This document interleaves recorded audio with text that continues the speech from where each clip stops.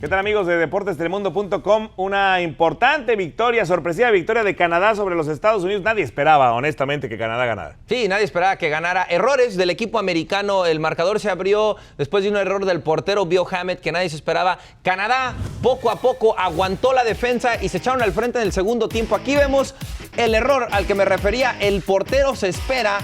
Entra el defensa canadiense Henry y mete el primer gol y aquí estaba el segundo. Dentro del área chica, el portero gravísimo. Eso es todo para el portero y aquí entre el portero y el defensa central ya amarrado con el nervio después del error.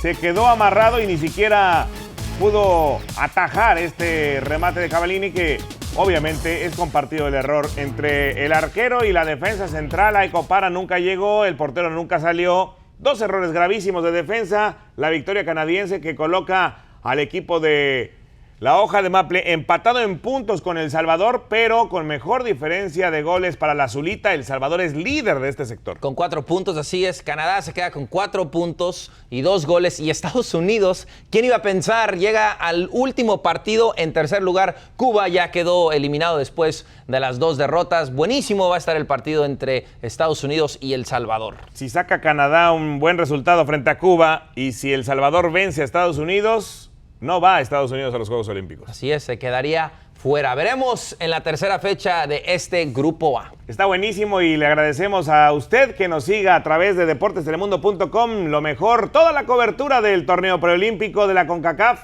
rumbo a Londres 2012.